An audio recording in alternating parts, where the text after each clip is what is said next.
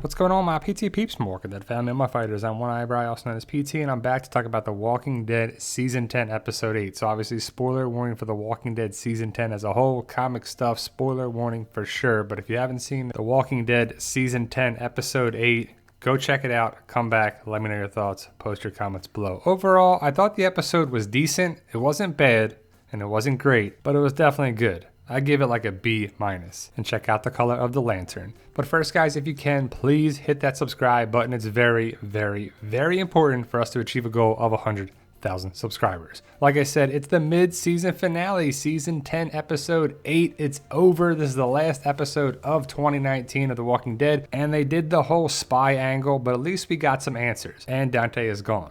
But the big question is, how did Lydia not know who Dante was? Well, that was answered right away, and I'm glad, and that's what we want. Well, we also want to know what's going to happen with Lydia, Alpha, Beta, the Whispers going forward, and that really wasn't answered. Dante was a focal point. He was there. He was a character that was for the show. He is in the comics, but he's drastically different, and he was a character that we met in Season 10, Episode 1. And now he's gone in Season 10, Episode 8, and that's okay. He was there to cause the paranoia of the Whisper angle inside Alexandria, and I wonder if there's going to be more spies. I hope not personally, but Dante was definitely a spy, feeding information to Alpha. And it made you wonder, we're always watching. Well, you had people in Alexandria. Could they be in Hilltop and Oceanside? Later on this season, will we find out? Dante messed up the water and he was messing up things there, but I'm glad that he's gone and they didn't stretch it out. But it's interesting that they're giving Alpha so much power. Like, everybody just listens to her. They're like, oh yeah, she's great. Oh, it's going to be a place in my heart, very special to us. Well, what? I'd be like, okay, great, I'm going to Alexandria, and then fall in love with Alexandria and just stay there. This lady is cuckoo. She's crazy. She's definitely out there, but she does know how to manipulate people. The whole dynamic with Dante versus Rosita was pretty awesome, and I like the idea that Rosita is a badass. Even though she was second-guessing herself outside of Alexandria, she still is a badass, and we need that for sure. Sadiq is gone. He was choked out, and he died, and he turned pretty quickly, I'd say, and I'm really glad that he did not chomp on his own daughter. Nom nom nom nom nom. Sadiq was gone, taken out by Rosita, which was terrible that Rosita killed her baby daddy. But what is going on with Rosita? Does she care about Father Gabriel? Does she care about Eugene? Is she trying to get with Eugene? Was she trying to get with Sadiq? What was happening there? I know she cared about Sadiq because obviously they have a baby together, but what's going to happen with Rosita? I don't know. But she was kind of disappointed that Eugene was like, my home, yeah, Hilltop is my home. I got to go talk to this lady on the radio. Oh, okay, bye. And like I said, I'm glad we got answers. We found out who Daryl was punching because we wanted to know who he was punching since July, even though it looks like a white coat there and he's wearing a different color shirt. But either way, Sadiq is gone, Dante is gone, Margot is gone, and that's really all we've lost. Okay, Cheryl is gone, but no name characters. I mean, Sadiq is a pretty big character, but probably a B, probably C-list character if you think about it. Rosita is mourning Sadiq, and everybody is, and it was a nice moment. I mean, there should be a funeral for Sadiq. I mean, he was a character that people should like, and he was a member of the community. But how about Father Gabriel stepping it up? And I'm glad he did, because he made the right decision, because if they let Dante speak, and Dante would have potentially built some supporters for Alpha, and he could have turned the tide in Alexandria, but he took out Dante. It was awesome. I'm not sure what's going to happen with Rosita. She was my early pick to die this season, but I think they're going to keep her on because Michonne is leaving. But Father Gabriel taking out Dante the way that he did too. I mean, he was going after Dante. He was pissed. He was like, all right, enough of this, enough of this. He's just letting all his rage out, and it needs to be done. You need a release. And who thought that this was Dante's body burning when we saw this trailer back in July? And man, that's a different take on the Dante character. The awkward conversation, well, it was a nice conversation with Ezekiel and Carol, but it seemed forced. What is Ezekiel going to do? What is his story arc going forward? I think it has to do with the Commonwealth going forward, but we'll have to wait and see. Oceanside was finally seen. We saw them in Season 10, Episode 1, and then again in Season 10, Episode 8. So they kind of had a bookend, 10-1 to 10-8. And how long did it take to get from Hilltop to Oceanside? This was Season 10, Episode 4. How many days have passed since they've been on the road? But Oceanside was a factor, and look at the lantern. There's green ones, there's blue ones, there's red ones. Pretty interesting. We saw Cindy and Rachel. Rachel is still my pick to die this season because of the cursed charter theory, but Michonne is clearly leaving. She's on a boat. Well, she already left, if you ask me. Season 10, episode 8, she was on a boat with Virgil.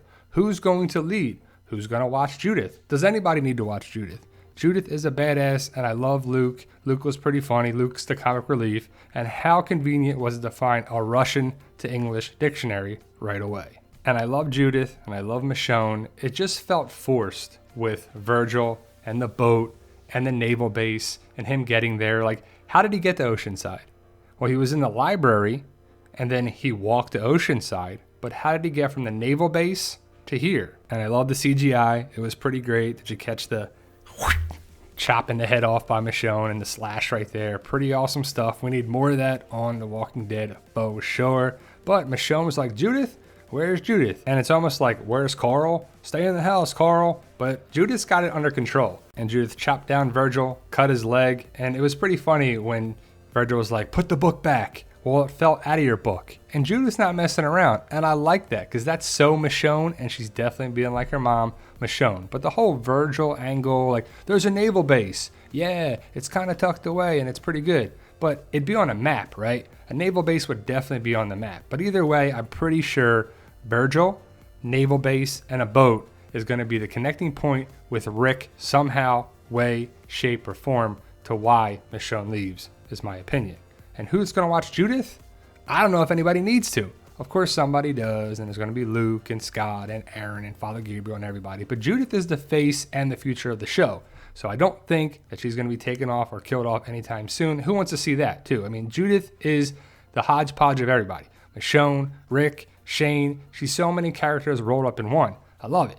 But did you pick out the orange backpack? That was Virgil's backpack, and the red lanterns all over the place. I don't know what it means, but it could be bad for somebody close to Michonne. I doubt Judith. It could be Virgil. I mean, it's Virgil's book bag, but Judith is the future of the show, like I just said, and I love the idea of her connecting with Michonne, so we may hear Michonne over the radio in the back half of season 10 before we see her. But they're on a boat, sailing 2 days away to get some weapons, and 2 days back. So we probably won't see Michonne for several episodes in the back half of season 10, maybe around 11 or 12. As for Aaron and Gamma, did Gamma lie? I don't think so. I think Gamma is telling the truth. But maybe Alpha told her what to say or to do that, or Alpha moved the walkers and Horde in the cave on her own.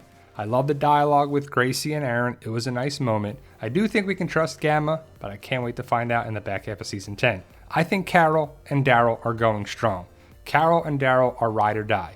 I said it before in my live stream. A lot of people think that they're going to be a split, that Carol is doing her own thing, Daryl's doing his own thing, and it's going to be a problem in the back half of season 10.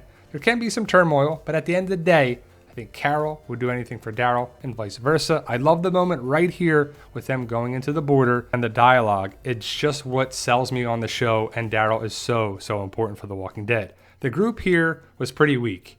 They went after Alpha. Alpha outran them, by the way, right? I mean, how did she outrun Magna or Kelly? I could see Jerry and Carol and Daryl, but Kelly, you should have caught Alpha, that's for sure. And why did you not fire an arrow when you saw Alpha? You're just staring at each other again. Like, yeah? Yeah. Uh-huh. Uh-huh. All right, see ya. And it was kind of funny. Carol and Alpha running in the woods. I mean, they're not going to be the fastest people by any means. And a lot of people are wondering if Alpha was even there or hallucination by Carol. But the way they fell into the cave is what the point of this was. And I don't see Carol hallucinating anymore. I think that was before with the whole caffeine pills. But ultimately, the group was all together and fell together in a cave. And Daryl was so far back, but everybody fell down at once, it looks like. How's that possible? If Carol and them fell down the cave, they're like, wait, don't come down here. It's a trap. It's a trap. But, you know, Carol is in there, Daryl is in there, and the group is just stuck. But there's a lot of walkers down there. Were the walkers moved there? Is that where the Walker Horde was moved by Alpha? Because I want to believe Gamma. I want to believe her story. I want to believe that she was correct with her information and Alpha did this on her own. And it's kind of convenient that our group is on a nice ledge and the walkers are right there reaching for them. There's not a walker on that ledge where they were at. But I don't know how they're going to get out of this, right? I mean, our group, the main group is right there. Is Lydia, Gamma, Negan, somebody going to save the group? Because look at all these walkers. How are they going to get out? They probably can't walk back up where they came down. It's probably a one-way trip, but there are so many walkers there. They have to probably wear walker skin masks and blend through the walkers and walk through them. But that's just a guess. And will we lose somebody in that group at the beginning of the back half of season 10? Can't wait to find out. Let me know your thoughts. Post your comments below, guys. Well, the first half of season 10 is done. I'm excited about the back half, but we got to wait till February most likely. I thought it was a great start to the season.